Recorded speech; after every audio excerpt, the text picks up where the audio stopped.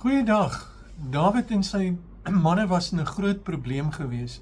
Daar het 'n rowerbende gekom en hulle vrouens weggevoer en hulle kinders. En die manskappe was woedend kwaad en hulle wou Dawid ook daarvoor bykom.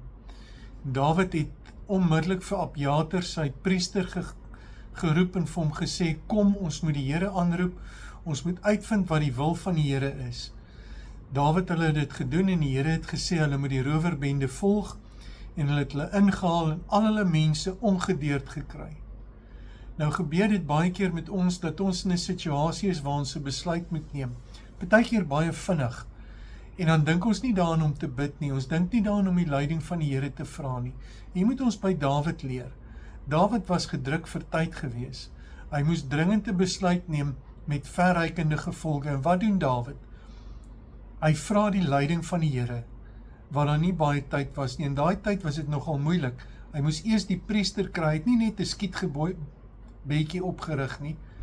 Hy het die priester gekry om saam met hom te bid. En hulle het die leiding van die Here gekry en hulle was suksesvol. As ek en jy tyd vat en stil raak voor die Here, voordat ons 'n belangrike besluit moet maak, kan die uitkoms daarvan positief wees en dis 'n baie wyser ding om te doen. Kom ons gaan na die Here toe in elke besluit wat ons moet neem en ons vra om sy leiding en verwag die uitkoms wat net van die Here af alleen kom. Sterkte en mag jy 'n mooi dag hê.